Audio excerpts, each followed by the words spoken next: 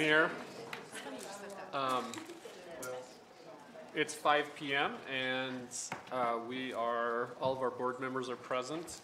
Just a note, we are missing our Chief Financial Officer tonight. He is out not feeling well. So any questions concerning items that Mr. Moore would present on, Mr. Tenney will cover for us. So welcome to all of you from the community who are here to partake in this meeting. We appreciate you being here. Our first item of business is the Pledge of Allegiance.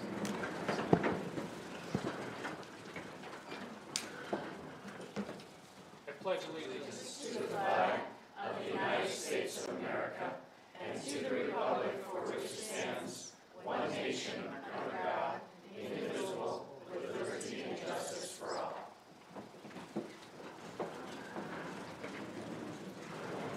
Okay, thank you. Next item of business is the approval of the agenda.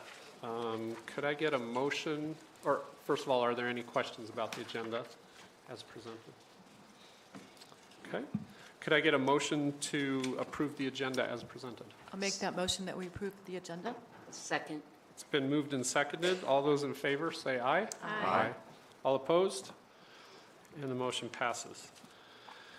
Next item is approval of the minutes from the governing board meeting of August 1st, 2023. Are there any questions or corrections to the minutes? Okay, hearing none, could I get a motion to approve the minutes from the regular study and voting session meeting of August 1st, 2023 as presented? So moved. I'll second it. Okay, it's Stan been and I will moved and second it. seconded that we Let's take approve the turns, minutes. Stan. All those in favor say aye. Aye. Aye. All opposed? And that motion passes. We have three presentations tonight. The first is from the Rotary. Is it Frontier Rotary? Or? Yes. Okay. Mr. D'Souza from Yes. Prescott Frontier Rotary. You're on the floor. Thank you. And I have Rex Townsend with me this evening, who is the treasurer of the Frontier Rotary Charitable Fund, which is actually where the funds come from that I'm going to be talking about. Rex, why don't you stand up and say hello? I'm going to need you in a moment. Okay.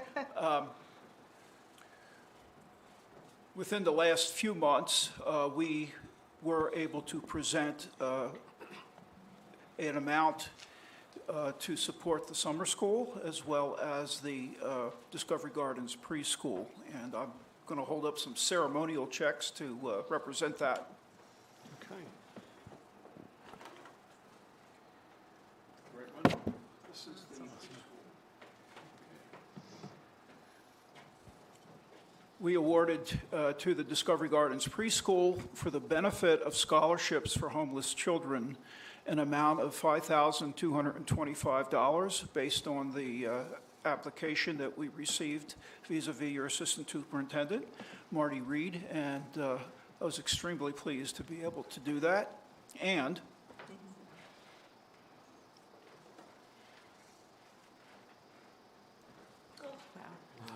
we were also, again, to reinitiate, after a couple of years of hiatus, primarily having to do with COVID, our support of the summer school program, which actually has our name attached to it, the PUSD, Frontier Rotary Summer School, which it's my understanding, because it happened before my time, but it's my understanding, according to a presentation that Marty made to our Rotary Club a few weeks back, that that's been going on for about 40 years now. And so, again, it really pleases me. As a former educator, public school educator, including several years as a primary teacher, I really do appreciate the kind of work that is done with the small children in your school district. And I want to thank you very much for what you do, and I hope that this is something that we will continue looking into the future. No, before we present the checks formally and get some pictures, of course, Yeah. I'd like to brag about Prescott Frontier Rotary a little more, if you don't Okay, mind. go ahead. So Noel did mention that for 40 years about Prescott Frontier Rotary has been sponsoring our elementary summer school programs.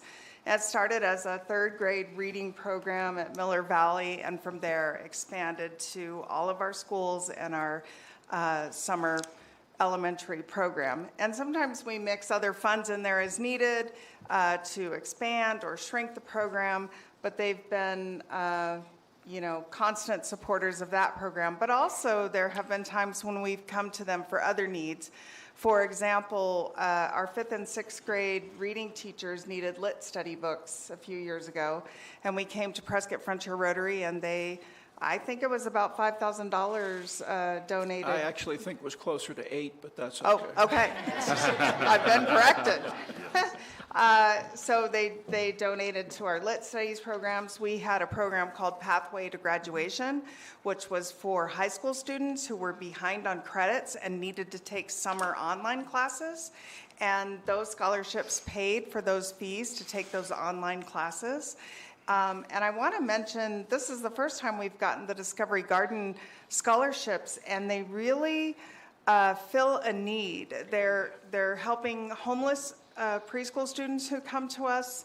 They're helping students who don't quite qualify for some scholarships but are still in desperate need of scholarships.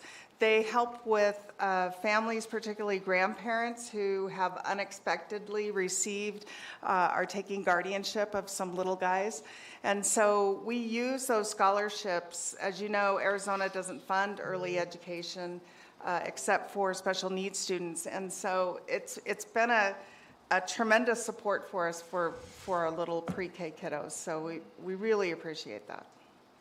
Yes, and I also have to say that, and this is kind of a shout out, not just to the school district, but to the entire community. Our fundraiser, which by the way, called Grapes for Good, is coming up this coming Sunday. And I hope some of you have purchased tickets. There are still tickets available. And I can guarantee it won't be as crowded as next year. You purchase tickets online simply by going to frontierrotary.com. Anyway, that fundraiser has been very, very successful over the past few years and has allowed us to do a lot more. It used to be that we only would raise enough money to support the summer school program and possibly a little bit more. And I've been in the Rotary Club for about 11 years, and that was the case for the first several years that I was in there. But now we have been very successful and can support that and a lot of other programs involving youth and families, both in this community as well as regionally, Arizona, and even in collaboration with other clubs around the world. So, again, I thank you for being here and doing what you do. Can I brag too? Great. So maybe Andy and Clark, do you want to go up front? Are there questions or comments? I'd like to brag a little bit more about you guys too. Okay, so you have an Interact Club as well that we've sent students abroad, and this was highlighted last week in the PHS flyer that's done as. So I just want to recognize that. So the Interact Club is sponsored by local clubs, Rotary clubs. The PHS Interact Club sent 5 students out of the country to deliver mobility devices to people with disabilities, visit schools, and learn about projects Rotary clubs are working on in their destination countries. So Violet Williams, Sierra Coleman, and Claire Donovan visited Central Mexico, where they worked with ALEM, an organization that trains wheelchair-bound people to repair and renew their wheelchairs. Jenna Fox and Malia Hariza traveled to Kenya, where they got to witness firsthand the gift of mobility and how access to wheelchairs can change not only the recipient's life, but the family of that person as well. So thanks for all you do, even internationally, and for our kids. Yes. 2 things that I could mention in relation to that. Number one is the program you're talking about is a program that's run by our Rotary District 5495, which is pretty much the northern 2/3 of the state of Arizona. And that program has been in existence now for about 4 or 5 years. Aren't you the treasurer of that? Yeah, well, I'm the treasurer of the Interact District. Okay. Great. So I'm involved in that, and it's a wonderful program. We call it just generally Crutches for Africa. Yes, crutches. But it's the only one of its kind in the United States that involves Rotary doing this. And we're getting a lot of inquiries from all over the rest of the country of how is this working? But I will tell you what, these kids, when they come back, they are different people.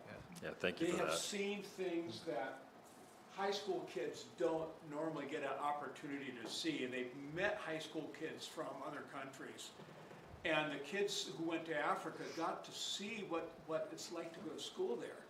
And it was amazing. I mean, to listen to, these are wise kids when they come back. It's wonderful. Yeah, and that involves a lot of other clubs within our Arizona district.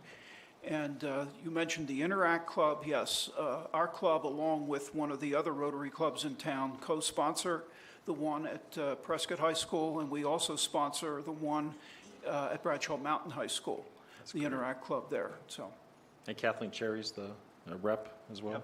Yep, she's That's our great. faculty sponsor for that Thank at the you. high school. Thank you, guys, that's amazing. As I remember last year, we could purchase tickets at Olson's, but where can we get tickets? online at frontierrotary.com. We switched over to an online ticket system this year because if you were there last year, it was super crowded, and that's because we sold 100 tickets the last week before the event, which probably was not a good decision on our part. No, but I have to tell you, I won one of the raffle baskets, and I'm still trying to spend all those gift cards, so thank you.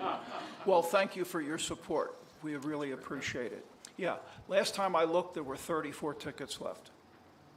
And if I could make one suggestion to get a little photo opportunity here with the checks, I would be greatly appreciated. Absolutely, yeah, we want to do that. I'll just make one quick comment before we do that.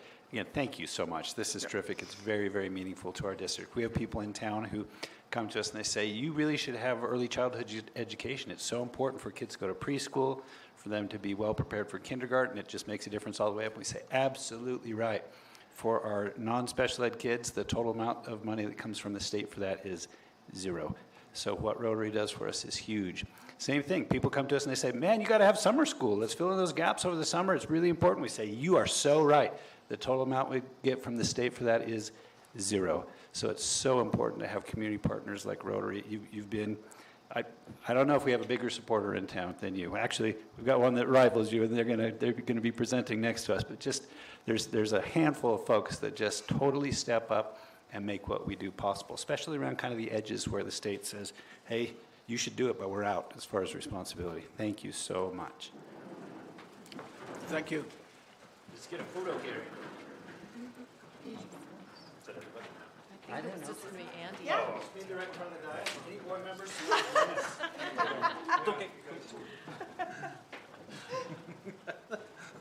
Get a group. Yeah,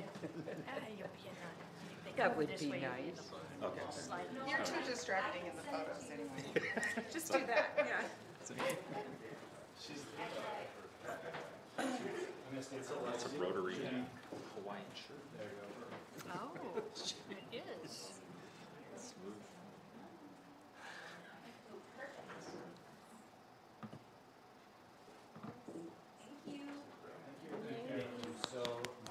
Are you allowed to clap?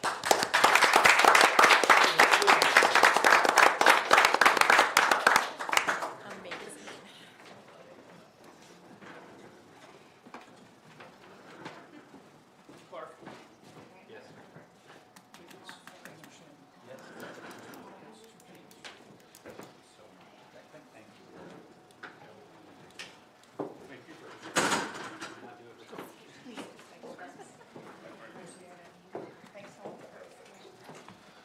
Okay. I forgot to make one statement before presentations. Community presentations, we give our presenter about 5 to 8 minutes roughly in order to speak. For Arizona open meeting law, you're required to stay on the topic as it's listed on the agenda. So make sure that as a presenter, we have 2 more coming, that you stay on the topic as it's listed on the agenda. The board can ask clarifying questions, but there won't generally be a dialogue, a back and forth necessarily. But the board can ask clarifying questions of the presenter and the presentations. Okay? All right. Sorry, I forgot to mention that beforehand. Our next presentation is with Heather Christians and Ashley Tetroff, presenting about Mile High Middle School Life Skills Kitchen and the Jewish Community Foundation grant. All right, thank you for having us today. I don't know if, can I hear me? I have to go louder. There we go. I'm a little short. Okay, I'm Ashley Tetro. I'm the principal at Mile High Middle School. And this is Heather Christians. She's our life skills teacher at Mile High. So we were given a grant from the Jewish Community Foundation. Christine Resnick is not here with us, but I have a letter that I'm going to read that she shared with us for tonight. Dear PUSD board members, please accept my apologies for my inability to attend. Thank you for providing me the opportunity to share about the GCF's mission and goals and to share about the 2023 grant to fund the renovation and updating of Mile High Middle School's Life Skills Kitchen. The GCF has been in existence for over 25 years. It is through the belief of performing a mitzvah, meaning good deed in Hebrew, and a quote from the Torah which states, "Deeds of giving are the foundations of the world," that serves as the reason for our existence and drives the mission of the foundation to serve as the focal point for Jewish planned giving and to enhance and promote the continuing of Jewish community through a broad spectrum of charitable programs. The GCF thus serves as a conduit for anonymous Jewish philanthropy, the highest form of giving, as it is the belief that we give to give and not give to get. I am therefore entrusted and honored in my role as the executive director to honor our donors' legacy by finding just the right recipients for our annual grant cycle. Through thoughtful care and consideration, our 100% volunteer board and grant cycle committee review applicants and provide funding to those organizations who are what we call champions for impactful change. This year, we provided over $25,000 to Mile High Middle School to enable them to refurbish and renovate their Life Skills Kitchen. When we first received Ms. Christian's request, there was no hesitation, as we knew the impact that this grant would have on students. The teaching staff in our community, the Jewish community, highly values education and believes investing in our children's education is investing in our future.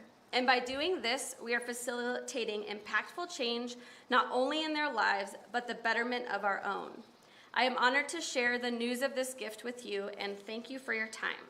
From Christine. Want me to click? Okay, you can click. So we already went through this. This is their mission. In keeping with that, their support of grant proposals for education. So you can leave it here. This is the kitchen before. I'm gonna let Ms. Christians kind of talk about the grant that she applied for and what we're gonna get, what we got. And yes, this is before. One of my students, when I showed him the picture, said, "Oh, cool." And I went, "No, this is before." And I went, "Oh, good." Okay. So I was like, "Thank you for being so nice." So I'm Heather Christians. This is my 11th year in PUSD, second year at Mile High teaching life skills. I was so excited to cook, so excited. And this kitchen provided us this, so much more than cooking. It was really how to survive for that year, because like this stove would pop off and burners would still be hot and refrigerators wouldn't stay closed and things like that. So I mean, it worked and the kids were really excited. It was just not efficient. So in my grant, one of my students had stated, took 52 minutes to boil water. before. So it was like, okay, cool, dump it out, and we're gonna start again on a different burner tomorrow. So you had to stay excited about it, and always problem solving. Blenders didn't work. It was get a gallon baggie and a rolling pin, and you're going to beat that. So it's fine. So I reached out to the Jewish Community Foundation, and they were absolutely so generous. I could not believe it. So it turned into so much more, actually, than what I had asked for. So that was a real blessing. So the after piece, this is the kitchen now. So what wasn't in the grant were all of the new granite tops, like granite countertops. The cabinets were painted black. And it's honestly, it's just amazing. I just cooked with my 8th graders, and I cooked with them last year in 7th grade, and they went, oh my gosh, this is so much easier. So they truly have an appreciation. And I don't know, it's amazing. Like my face still hurts because I'm still smiling from it. So yeah. So the original grant that we had applied for, that Ms. Christians applied for, was for $18,000 and some change. And the Jewish Foundation kept asking, what more? What do you need? And that's where in her letter, it was over $25,000 by the time we were done with the kitchen.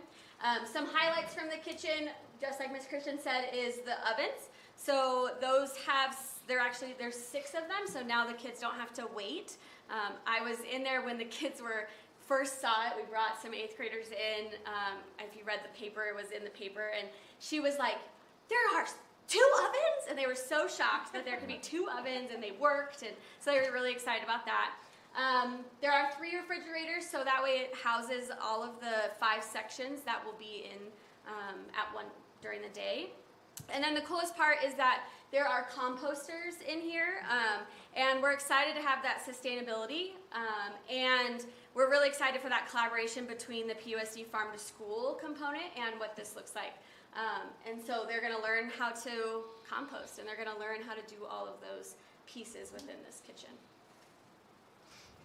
That's it. All right. Oh, Other there's one more questions? picture. Sorry. Oh, more pictures. This is most recent pictures of kids, which is really So exciting. this is what some of them cooked, and actually, because it was heritage dishes. So family traditions, things like that. The 4th picture in, those are elk steaks. Never had them. So I was really putting a lot of trust in him, and they were amazing. And then homemade tamales, which that's what this was for, with the tomatillos and chilies and onions, and they blended it, but it was a 3-day process. And it was just a lot of fun. So even the triangles on the floor that used to be teal, all the teal has been eradicated from the kitchen, and they are now black to match the rest of the kitchen. So yeah. Right. Well, that is Questions? fantastic, because I remember that kitchen, and I believe those ovens were possessed. Yeah. So they would probably turn on, turn off, they would not go anywhere. Yeah, okay, no. So congratulations, that looks fantastic. Thank you. What a great life skill for both boys and girls. It's something you always can use, is how to take care of yourself. Even if it's chocolate chip cookies. I'd like to add, oh, sorry. Go ahead. Please. I was going to say first, just to publicly thank Christine Resnick, who I know was there all the time, and like Heather was saying, was always asking just what else do you need, and let's figure out a way to make it happen. So thank you to Christine, but a huge thank you again. Heather did not say this, but she put a lot of her own time and energy and her own children's energy, and they were painting, and they were, I mean, endless amount of time that she personally took to make this happen. Lots and lots of time planning and thinking it through and brainstorming what else could be included with it. And so thank you, Heather, for all the energy that you put into this. And yeah, it's going to be not only super beneficial to the life skills classes, but our special needs classes often will go in there as well and really use that. So this is a huge plus for Mile High. I had a chance to visit a couple weeks ago, and it's just so beautiful in there. I mean, can't believe it. But the implements you have, the Ninja foodie pieces that are there, the KitchenAid mixers that you have. I mean, everything's top-notch. So One of the things again, that I thought when we walked, every section of the kitchen, every station of the kitchen is color-coded. yeah. The silverware, it's all color-coded, so you know exactly where it all goes. I thought, that's So- an amazing thought to do that. Yeah, definitely great. Teach these kids how to use these items and get them out making their food and fending for themselves. Thank you very much. Pretty cool.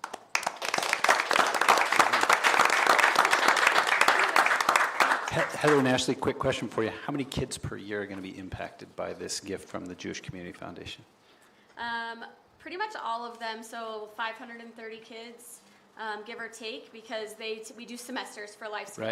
Right. And so we have a 7th grade and an 8th grade, and so they will be in that kitchen throughout their time. Super. The Jewish Community Foundation has been so great to our district over the years. This is the most recent example, of course, but they've also stepped up and paid for the playground out here for Discovery Gardens, new band instruments at Granite Mountain School. A couple of years ago, the technology lab at PHS. They've come to us just about every year for the last several and said, hey, we know that you don't have a whole lot of extra from the state. What can we do to help fill in the gap? A lot like Rotary, a lot like the PUSD Education Foundation, a couple of other great community partners. It's been super. We just really appreciate that. It was super 1970s before, which is actually kind of a couple of decades newer than some of our other facilities in the district, but it is just top-notch now. The pictures don't do it justice. If you haven't been by, I recommend it. Thank you. All right. Our next presentation, as part of board policy, was requested by a couple of board members. Mr. David McNabb, a community member, would like to speak to us about creationism. The floor is yours.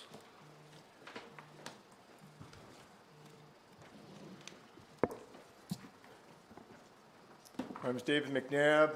I have a ministry in town called Prescott Creation Society. We teach folks the science that supports biblical account of creation and the flood in the first 11 chapters of Genesis. Of course, I don't expect that to be happening in public schools. Just a little bit about myself. I've been a public school teacher in 3 different ways: short-term sub, long-term sub, and contract teacher for 38 years. Only taught in public schools. I also found out recently that there was an incorrect rumor going around about why I was taken off the substitute list at Prescott High School. And that I had told some girl that she was going to go to Mr. hell. McNabb, let's stick to the topic of creationism in the schools. Okay. That's what you're here Okay. to speak. Yeah, I was trying to establish the fact that I've been a teacher for 38 years and an excellent teacher. Thank you. Okay. I could go on for quite a while to support that premise. However, since you don't have quite a while, I'm going to talk to you about how you can teach the subject of evolution in a better way. Right now, you're teaching it as if it were a scientific fact. The textbook, over and over and over again, claims that evolution and deep time theory is a scientific fact. Not only is it not a scientific fact, it's not even a good theory. In fact, I don't call it a scientific theory because in science, a theory has to be supported by a large body of evidence. But there's no evidence for evolution. It's just a hypothesis. It's an idea that somebody had that didn't want to believe in God and put it out there and try to claim it was science. It's not science. It's in your science book, but it's not science. So I want to just say a few things here about teaching evolution in the schools and how you can do a better job of that. It's not a theory. The book, the textbook, I know you have a brand new textbook here, which is very nice, that the science department is using now for biology. But it's still the same old problems. with the old books that you've been having over the years. I've been here for almost 21 years, and in that time, I've been talking to the superintendents of the various superintendents who've been here during those years about teaching in a better way. No one wants to listen. No one wants to do anything. I tried to get on the agenda to talk to the board here for about 18 of those 21 years. And finally this year, thanks to Linda and Kara, I was put on the agenda. The book doesn't show any of the hundreds of scientific facts that show evolution and deep time are impossible. Doesn't show that. Also doesn't tell the kids that there are thousands of scientists who don't believe in evolution and deep time. Doesn't tell them. Doesn't give the kids any resources in or out of school to get information on the science that disproves evolution and deep time. Doesn't tell them anything.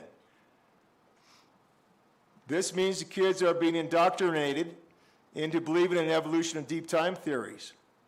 Because when you only present one side of an issue, that's not education. That's indoctrination, and that's what you're doing to our kids. I hope you're not proud of that, because I'm not. The teenage suicide rate is higher than ever. The rate of the school shootings by teenagers is sky high. School officials are baffled. McNabb, that's not creationism. It is, yes. I'm going to get to that, why it relates to creation directly. Why it relates School officials are baffled and can't figure out why this is happening. This is why it's happening. I'm going to tell you right now why it's happening. It's happening because we now teach them that in our public schools that science has proven that they are evolved from pond scum. They're just an evolved animal. That's why it's happening. That means their life has no meaning and no purpose. So why wouldn't they act like animals? You've taught them that they're animals. Of course they're going to act like animals. Okay, let's stick to the topic of That is the topic, sir. creationism. That is the topic. Why are they acting this way? Because you've taught them that evolution is a fact. Mr. McNabb, And they came from pond scum, and they have no McNabb, purpose or meaning in their life. That's why this is happening. If you're not going to stay on topic, I we will am. end That is this. exactly the topic, sir. No, the topic is creationism. It is not. The topic is how you can better not teach attacking the evolution. board. You have to teach it because it's a state standard right now. Hopefully it'll be taken off. I think we should take a recess at this point. The board is in recess.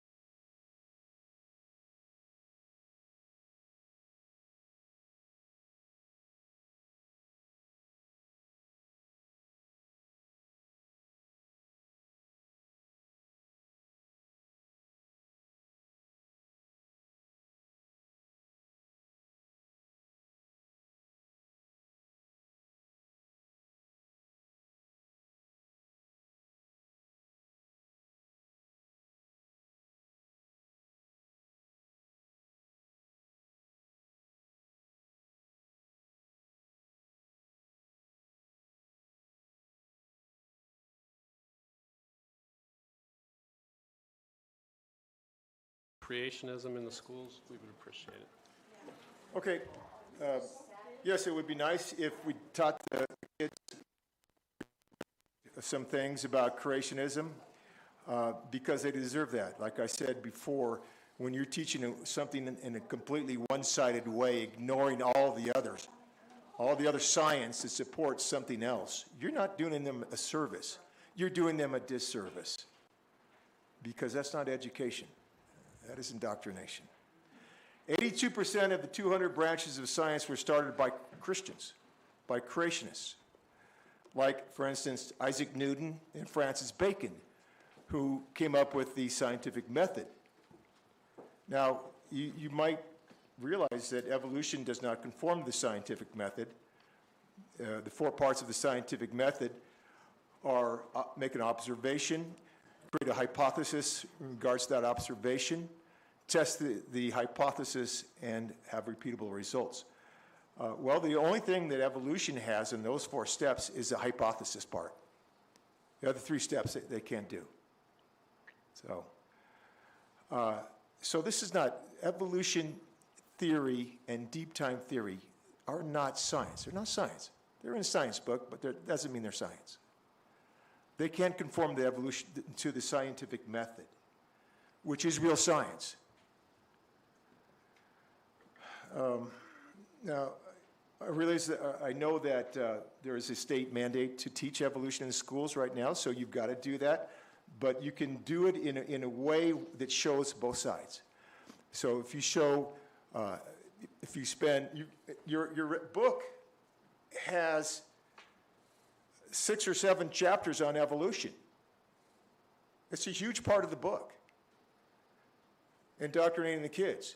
And there's not a word in there about the fact that there are thousands of PhD scientists that don't believe this stuff. Not a word. This is presented as a fact. It's not a fact. And I hope you see there's a problem with that. Okay, we've reached the end of your time. Are there questions from the board?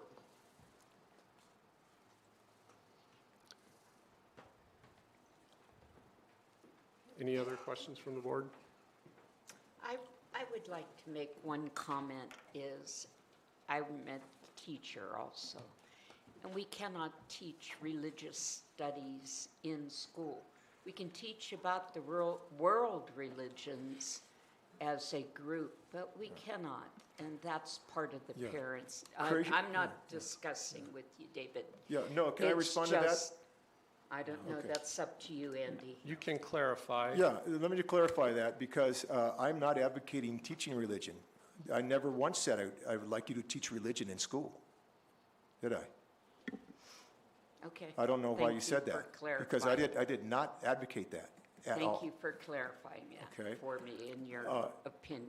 What I would like you to do is make sure that evolution is not taught as a scientific fact, because it's not. It's not even a theory, really. And I'd like you to tell the kids that they're a little bit about creation science, which disproves evolution theory and deep time theory. I have books for any of you who want it. I brought 5 books that has almost 1,000 pages of scientific fact after real scientific fact that disproves evolution and deep time theories. If any of you want it, I will give it to you right now. I'll take your book. Okay? Can I make one comment? Yes. Again, we can't have dialogue back and forth with the presenter. That's a violation of open meeting laws. We have people who are very concerned about that kind of thing. But you can certainly make a comment. If you can do that after the meeting, that would be for sure. I do feel that sometimes as educators, when we get a textbook, we present that as fact. And I do agree that sometimes that happens. So maybe it's just something we could bring up, that sometimes I don't know how to undo it, because as educators, the textbook is what we're supposed to be teaching. So yeah, so I see the disparity in there, And I do see that teachers do rely on that textbook as fact. I believe you. And maybe we should just be able to, in this one topic, not be so reliant on those facts. That's it. I would point out that the state of Arizona has removed the terms of evolution from standards as of 2018, I believe. So evolution as that term is not taught by law in the schools. It also, the state constitution prohibits sectarian instruction in the public schools. And you've said it yourself, Mr. McNabb, that this is based on Christianity, which would make it sectarian. No, I did not say that. Instruction. I don't know why you put words in my mouth, because I did not say that. What I did say was that creation science is based on real science. Science that you can conform to the scientific method, okay? And it disproves evolution, and it disproves deep time theory. Okay. Now, why don't we know that? Because you have to go and find that information out yourselves, because the public schools won't tell you anything of that. Nothing. They won't present both sides. Now, this is a huge amount of information out there about that, if you want to go and find it. And this book that I'm offering to you for free is one of those resources that you can get to show scientific facts. Okay. It's about this, what does science say? It's not about what does my religion say. If the board would like that book, you can obtain it after the meeting from Mr. McNabb, and we appreciate you coming and speaking. Let me ask you, did you say that the state does not mandate the teaching of evolution? You can look at the state standards. It doesn't teach them. The last I've seen in 2018, the word evolution was removed from the state standard. Okay, I was not aware of that. If the state is not mandating. Okay, we can't have this discussion. No, this is my last comment, if I may. If the state is not mandating the teaching of evolution, the best thing you could do as a school board is not teach it at all. Okay? Then you wouldn't have to worry about trying to balance it out and make it right, and try not to indoctrinate the kids. Just don't teach it. Well, That's thank the best for thing your you can do for your opinion. kids. Your opinion, we appreciate your opinion. Thank you. Thank you. The next item is information-only items, a summary of current events. Mr. Tenney. Okay, thank you so much, appreciate it. So one of the things that happened just recently, well, we got a couple of things. We've got some slides for them and a couple of things that we don't. You're good right there? Nope, you're totally fine, you're totally fine. Is that Mr. Freyer and Mrs. Woods, Ms. Khan and I got to go down to the Arizona School Boards Association Law Conference last week. Some good presentations, some presentations like all conferences, some presentations that for me, were maybe not quite as salient. Some great presenters overall. I feel like some real positive things happen. As a board, we got to hear some of the same messages and see that that's a good organization that supports school boards statewide, and got some specific counsel and instruction regarding legal issues that I think will be helpful to our board going forward. So that was a real positive thing, at least for me. And I had some bonding time with the board, so I don't know, kind of nice. Then, next, great. Kevin Hilton and Danielle Rossellini were a couple of our teachers who applied for a grant from Adopt a Classroom, and I believe, what was the amount, Sarah? Oh, I've got it. Yep, $500 each. They received from Adopt a Classroom $500 toward their classrooms. Mr. Hilton is now the principal at Taylor Hicks, so he's going to be able to use that in a variety of ways, which is great. And Ms. Rossellini is teaching at Abiajed, so we're super excited for them, and we really thank Adopt a Classroom and our local Prescott Finlay Subaru and the Yavapai County Education Foundation, who helped sponsor and support this. So we're super excited for them. Another thing that we wanted to touch base on was, there we go, look at this. So our Ruth Street Theater, as you know, let's see, this was built in the late 1980s. I want to say about 1989 is when we finished it. So it's one of our newer facilities. That said, like many of our facilities, it's showing its age. It's decades old. The sound system, lighting system was a little bit out of date. We had some some issues with people who are mobility impaired with a very steep ramp down to the front, et cetera. And so we've been putting some upgrades into the theater, not only for our students who use it on a day-to-day basis and for performances and whatnot, but for the community. We're inviting our community into our facilities more than ever. And the Arizona Philharmonic is going to be doing their entire season of Ruth Street Theaters, you probably know and have seen in the paper. Part of that set of improvements is improved signage at the Ruth Street Theater. So here's A&B Sign Company putting up some signs for us, both on the main entrance up top and our new mobility impaired accessible entrance toward the bottom that's been there for a long time, but it's been hard to find and not well signed. So we're super excited about that. We appreciate the folks who put in a lot of time and effort to make that happen. And then, fantastic. Oh my gosh, there's a picture of me. We don't need that. Yesterday, was it yesterday? Yeah, every day is flowing into one for me these days. Yesterday was 9/11, as you know, and I was asked to speak at Prescott High School, which was one of 4 school-wide presentations that we had regarding 9/11. And in our other 2 schools, we didn't do a lot at the preschool, I don't believe, regarding this. It's not super developmentally appropriate to be talking about the 9/11 attacks to 3-year-olds. But in our other schools, K through 12, we talk about this every year, and we talk about what happened and maybe some of the reasons why it happened and why it's important for us to remember that, not only the people who perished, but the people who ran toward danger instead of away from danger to help on those days, and the people who are first responders in town, our military, people who live for us every day. So we got to have some great time to talk about those things at Mile High, at Abaya Judd, at PHS, of course, and then at Lincoln. They did some things on a school-wide basis? Oh. I know that they did in classrooms, my understanding, Yeah. Yep, and at Taylor Hicks as well. So those 4 schools. Several of the board members joined us as well. Our entire RTC unit was out front at Prescott High School, and it was a nice community event. We got some good coverage in the Daily Courier for that. They're finally paying attention to PUSD. That's a step in the right direction. That's a joke because we're on the front page of the paper every day for some reason. But we got some nice coverage there, and really appreciate the great adults who made good opportunities for our kids to learn more about this important day in our important but sad day in our country's history, and really are grateful for the first responders in our community, what they do every day, and the interface that they had with our kids this day. So that was super neat. Anything else? I think that's it from me. Great. Okay. I get to go next. Can I make a comment about that first? Yeah. Just about that. First of all, the 9/11 ceremonies, I mean, I was super impressed with just the reverence that our students had, when they played taps at the high school. I mean, the silence around the courtyard at Mile High was palpable.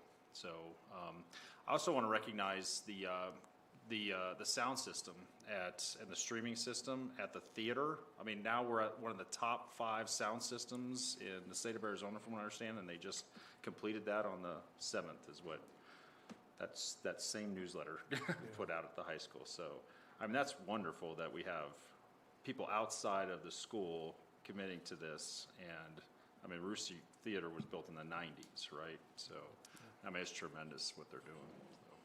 So I recognize that. Thanks. So as I mentioned a couple weeks ago, I got a chance to visit Mile High Middle School and meet with Ashley and Sarah Ravel.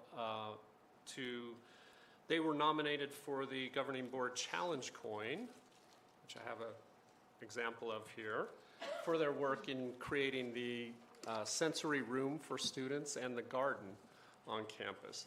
We also did a presentation to Kim Barker, PUSD Transportation Director, for her exceptional customer service, especially over summer school this last year in PUSD. So we want to thank you again. And we have another one coming up that will be presented this week. Also, I was able to visit with my monthly visit with our Director of Education, Exceptional Student Services, Dr. Harris. He wanted me to let the board know that he's fully staffed currently with certified staff, finally, which is a big step. They are still short on parapros, so if you know of any people that would want to be a special education parapro, they could certainly use the help. And he invited all of the board, he would like, if you could come and visit their offices and see the changes that have gone out there. It's really pretty dramatic what they've done to the offices at the service center out there, and meet his leadership team. And at the high school, there is a new rule in place this year that cell phones are not to be engaged in the classrooms. So students have an option to place them in a carrier on the back of the door in their classroom when they come in, or they can just keep them in their backpack. From Mr. Neely, he feels that students are more engaged now with each other personally. There's more consistency and enforcement on the cell phone rules across the campus, and he feels very good about that. And like Mr. Tenney said, the ASBA conference was really good. A lot of good information, particularly on things like social media use, Title IX, site management, a lot of really good presentations. So that's my report. Any other reports from the board? All right. So from Lincoln School, attended the Donuts for Grown-Ups, so a great event, and some upcoming events that are traditions within Lincoln School is the Fall Carnival on September 21st, and then the Lincoln Flag Ceremony that is occurring on September 29th, but that's a monthly event. And if you don't know, that's been going on for close to 100 years. They do a flag ceremony. They've never changed the name, and they actually do the colors, and kids learn that at the early age. So that's a great tradition there. And then lunch with loved ones and book fair on October 4th. I did attend the PHS varsity football game, and the reason I'm bringing up with that, I brought a old retired Marine with me, and he was very, very impressed. He was impressed with the crowd. He was impressed with the $5 tickets at the gates. He was impressed with the grooming of the field. I didn't have the heart to tell him it was artificial, but it was beautiful. And he was equally impressed with when they played colors, how the student body and the entire stands, just the reverence again that occurred, and that's what we see at all of our games. And then the young cheerleaders and the young football players, and just seeing that there is a lot of youth that are up and coming, and just how fired up they are when they run out of that helmet, the inflatable helmet on the end zone. So doing great things over there. So great to be a part of it. Oh, I went to Mile High for professional development. I had to bring my grandson, Hunter, and he immediately found an empty shelf in the library and curled up on it. But other than that, it was for capturing kids' heart. It was very energetic. It was super energetic, and the staff seemed to really enjoy it. I heard about some changes that were in there, because I was in the very first year when they had brought it to Mile High, and I liked some of the changes that they brought, and it was interesting. Just one simple thing for me, when I was over looking at the multi-sensory room at Mile High, this is a shout out to a teacher there, Michaela Ball. She has a blind student in her class who's quite proficient at Braille. Michaela has taken it on upon herself to learn Braille. And I just think that's amazing. I took her some books that we had from Abaya Judd that were Brailled, and I just think that's a testament to what our teachers are like. It's amazing to me. It's cost. Since the last board meeting, I've been to all of the schools. I went to all the back-to-school nights. I went to the professional development. I was at Abaya Judd for that. And let's see, I met with the Prescott Protect group, the fathers with founding fathers that are doing school safety. That's real important to me. We've had 2 meetings on that. Went to the Nature Center near Granite Mountain. Let's see, it's been one of those months. We went, all of us were at that conference. Like Mr. Tenney said, it was very interesting to see what we are up against and what we're going to be dealing with. I went did I say the scrimmage at the high school game, which is the first high school game I've gone in a long time, so I'm looking forward to more of them. But the Meet the Teachers and back to school nights were really, really great to be at. So it's hard to get from one school to the other. You know, I'm impressed with you doing that. And we all did it for Patriot Day, so. Okay, great, thank you. I was just going to mention that wonderful ribbon cutting at Taylor Hicks for the, go ahead, Stan. Do it, No, do you it. do it. I missed it. Oh, We had a lot you were there. going on. Yeah. go for it. Yeah. A lot. Yeah, forgot about that one. That was Yeah. really good, sorry. No, go ahead. Yeah, somebody Oh. give us details really quick. We all know what we're talking about. No, sorry. Highland Center creates habitats for us at some of our schools, and our latest and newest one is at Taylor Hicks.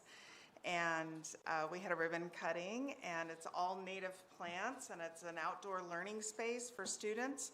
Highland Center will send an educator to teach lessons and teach our teachers how to do lessons in the habitat, and it's beautiful. If you need just a moment of peace, just walk through the Taylor Hicks habitat.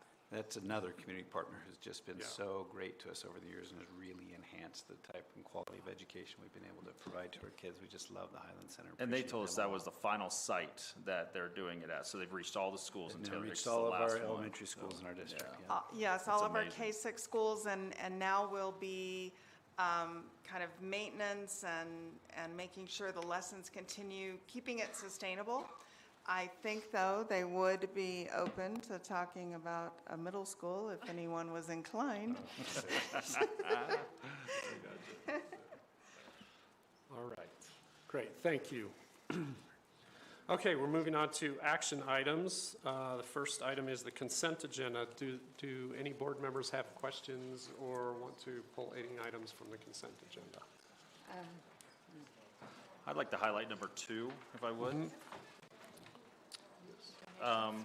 So this is in relation to the donations that are occurring for the month of September. So we had a donation from the Porter Estate for the amount of $700 to the Prescott High School Athletic Department.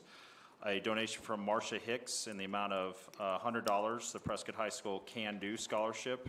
Donation from Dawn Hawker, art supplies with an estimated worth of $3,000 for Prescott High School's art department. Much needed there.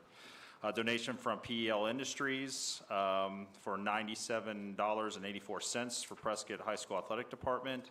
A donation from Susan and Raymond, that's all it says here, and a check of $3,000 again for Lincoln Activities.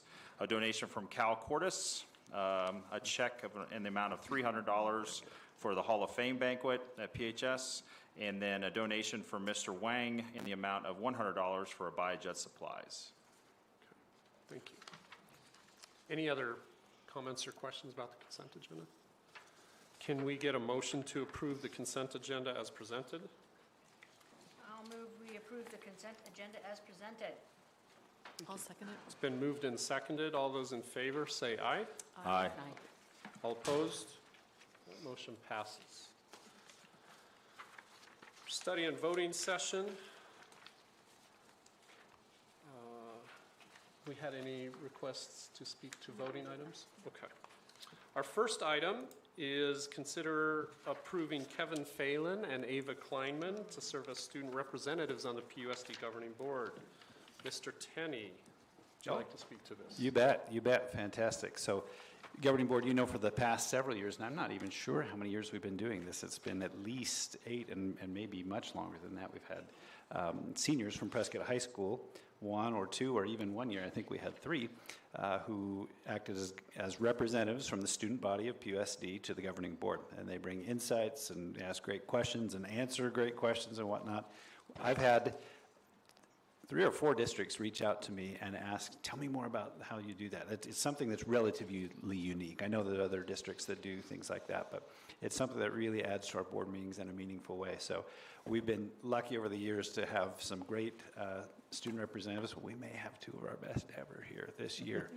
Mr. Freyer and I had the opportunity, it's been, oh my gosh, several weeks ago now, to sit down with Mr. Neely at the high school and interview candidates for student representative on the governing board.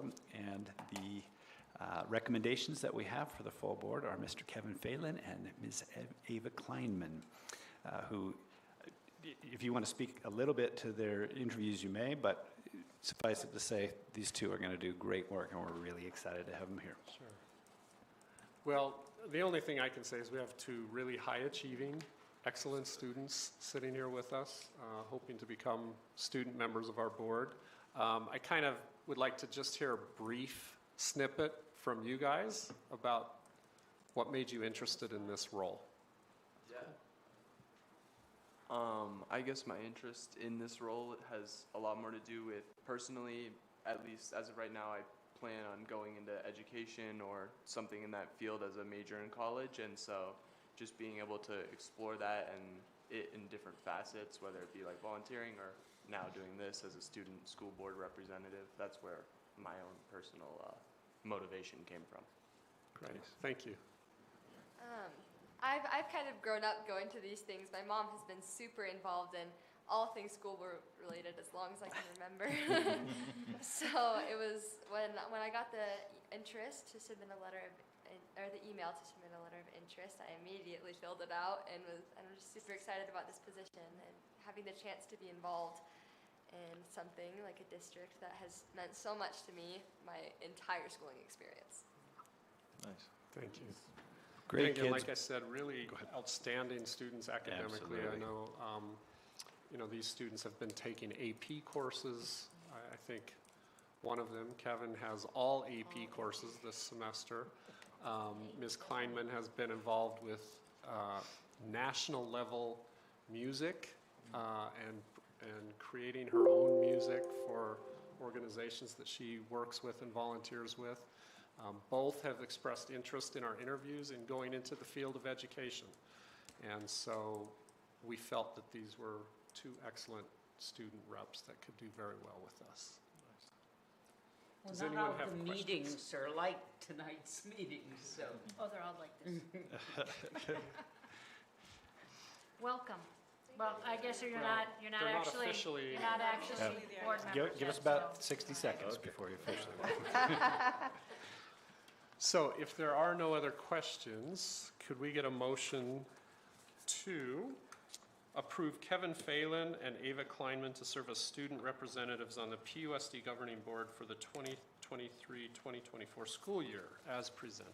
I'd like to make that motion. Excellent. A second.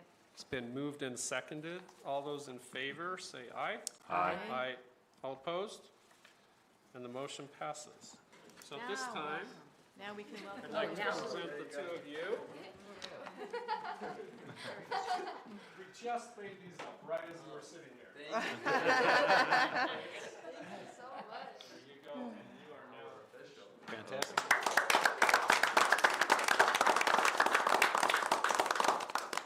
So as you know, in the future, we will have, since you weren't officially student board members, you didn't have a student board report this time, but each month we will ask for a student board report. How you do that is totally up to the two of you. You can gather information from school or multiple schools as you wish and share it together. If one of you wants to take the lead at one meeting and switch off, that's fine with us as well.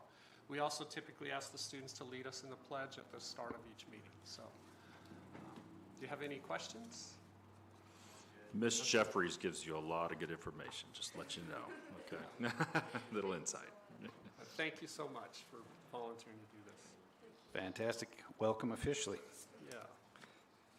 Mr. Fair. Okay, our next item is to consider adopting proposed changes in Policy Services Advisory Volume 35, Number 2, Number 747 from May 2023 as presented. This is our second reading and our vote this year. Mr. Tenney. Yeah, thank you. Yeah, as Mr. Freer mentioned, this is our second reading. We talked about this last month, and there weren't questions at the time, but you've had a month to kind of process and digest.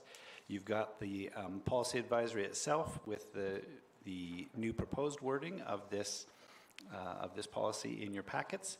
that you've had a chance to look over. And as I mentioned last time, this is in response to a new law that's been passed by the legislature requiring us to do this. We don't have to have it written in our policy just this way. If somebody feels like, oh, I've got a whole different way I want to do this, we could circle back around and do that. But this is the proposed wording from the Arizona School Boards Association that you've had before you for the last month. Do you have questions about this? For the public's information, anybody who's not looking at the packet right now, it's regarding administration of medicines to students in a way that we've been doing for years, working with parents, what's allowed and what's not. That's been in place for years. And then the new piece of this is regarding seizure plans for students who have seizure issues, seizure disorders. If they work with the school and say, hey, this is how we'd like things done, there's specific training that needs to be done on the part of school staff who work with those students on a regular basis. And we've got the training in place for that. We've already had a number of our staff members do that, even though the board has yet to adopt this policy. We've gone ahead and moved forward with what will be required by law regarding that. Are there any questions or concerns? Any other information from the administration? Okay. That's good. All right, then could we get a motion to adopt the proposed changes in Policy Services Advisory Volume 35, number 2, number 747 from May 2023 as presented? So moved. I'll second that one. It's been moved and seconded. All those in favor say aye. Aye. Aye. All opposed? And that motion passes. Our next item is to consider rescheduling the date of the next regular study and voting session meeting of our governing board from Tuesday, October 3rd to Monday, October 2nd.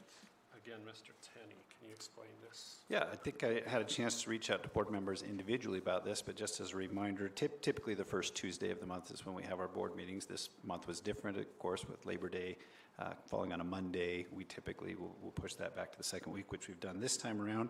What we've published, what we initially planned and published for the public was that we would be meeting on October 2nd as a result of that typical schedule, first Tuesday of the month. It turns out that there is another law conference, the Arizona School Risk Retention Trust Law and Leadership Academy down in Southern Arizona will be held the 3rd through the 5th, and it turns out it starts on the 3rd right around noon, so we would have time to attend that if we left the morning of the 3rd. It's regarding a number of ways that it's the Arizona Risk and Retention Trust. You probably know we sometimes call it the trust. That's our liability insurance organization that most school districts in Arizona work with. And this conference is all from basically lawyers and previous school leaders about how to stay out of trouble, do things right, follow law, follow policies, make sure things go well. So we're looking at having our special education director, myself, Mr. Binder, our HR director, and Mr. Moore, thank you, our CFO, all attend if the board sees fit to shift our previously scheduled meeting date of October 3rd to October 2nd. Are there any questions about this item? Okay. Hearing no questions, can we get a motion to reschedule the date of the next regular study and voting session meeting of the PUSD Governing Board from Tuesday, October 3rd, 2023 to Monday, October 2nd, 2023 as presented? I'll make that motion. Okay. Second. It's been moved and seconded. All those in favor say aye. Aye. All opposed? And the motion passes. Thank you for that. Should we make that change in your calendars? Yeah, if you'll do that in your personal calendars, please, and then I'm sure Sarah will take care of making sure that's the case for the public and reminding all of us as well. Yeah. Our next item of business is a notification from the School Facilities Oversight Board to approve terms and conditions for acceptance of monies for PUSD school sites, specifically Granite Mountain School. And I believe this was Mr. Moore, but since he's not here, Mr. Tenney. Yeah, Mr. Moore would typically do this. Did he touch base with either of you that you're okay? And yes? He did just... I can if you're not prepared, but go right ahead if you are prepared. He just kind of filled me in briefly about it, saying that this was for more air conditioning units for Granite Mountain, and took it to the facilities board, and it was approved. So we're very excited for that.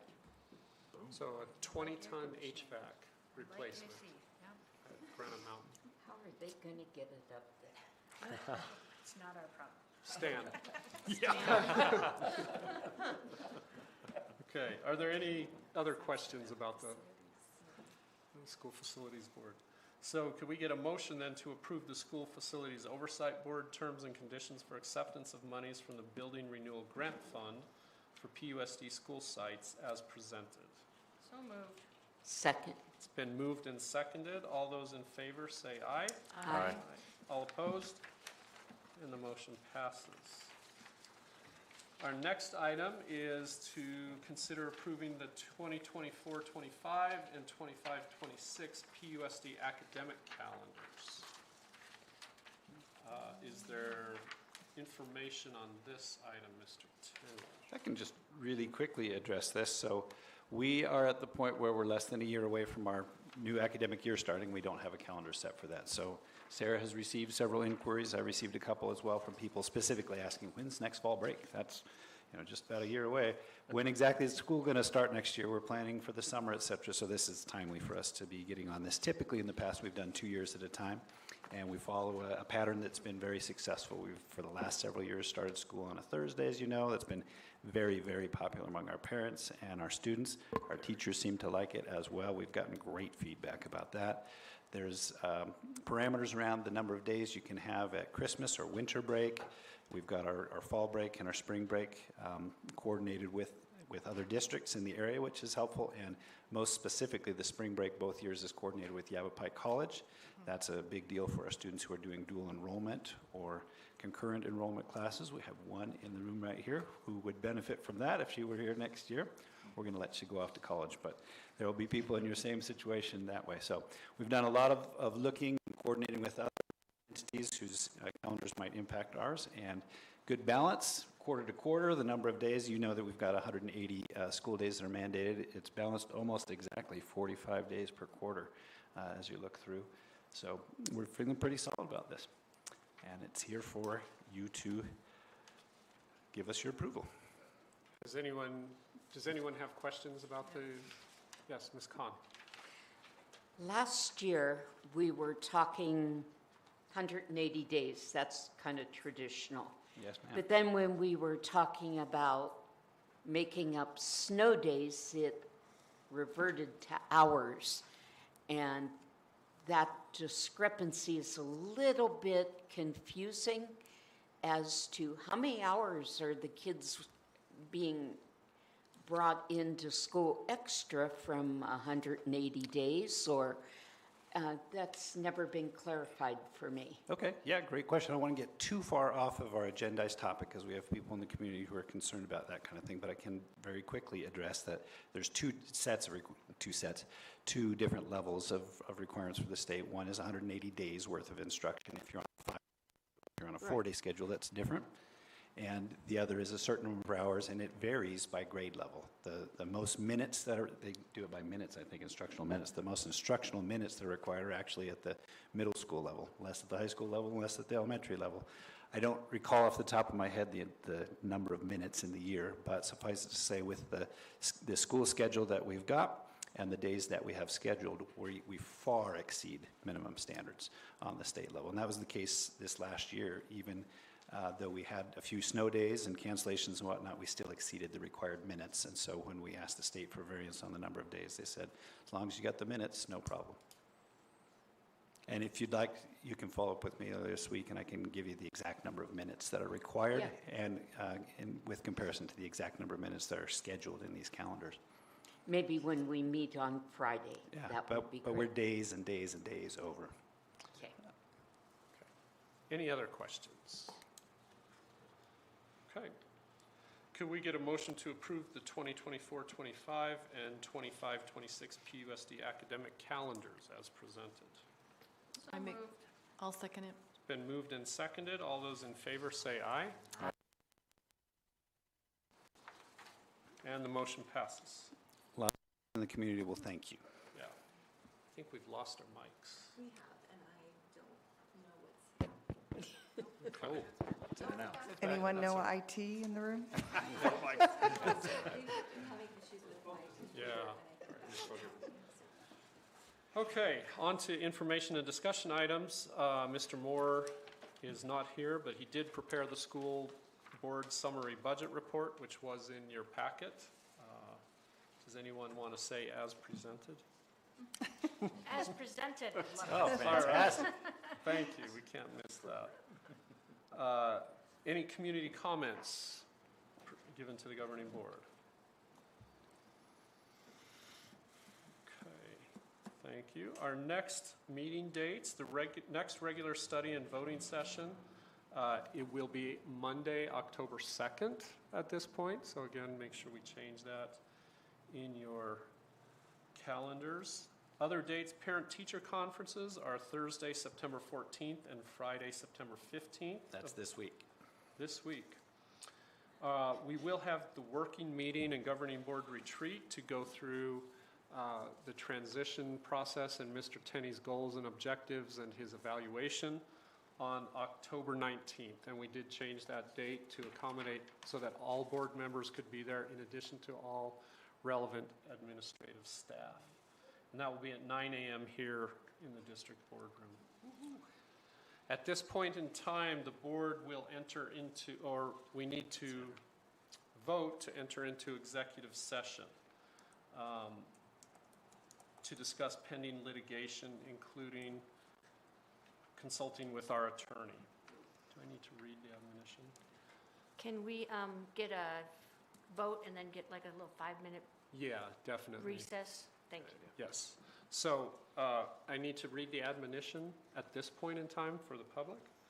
Pursuant to ARS 38431.03, A, 3, and 4, the board may vote to go into executive session for the purpose of discussion or consultation for legal advice with its attorney and/or for the purpose of discussion or consultation with its attorney in order to consider its position and instruct its attorney regarding the board's position in pending litigation. Sorry. All persons present are hereby reminded that it is unlawful to disclose or otherwise divulge to any person who is not now present, other than a current member of the board, or pursuant to a specific statutory exception, anything that has transpired or has been discussed during the executive session. Failure to comply is a violation of ARS 38-431.03. Recordings of executive sessions are not made for the public. The only record of these sessions is printed minutes stored securely in the superintendent's office. If any member is recording, these recorded minutes must be stored securely in the same location as the printed minutes. Recordings and printed minutes of executive sessions are not available for public review. So at this moment, can we get a motion to approve recessing into executive session? So moved. Second. It's been moved and seconded that we recess into executive session. I would amend that to say we'll take a 5-minute recess prior to the start of executive session. All those in favor, say aye.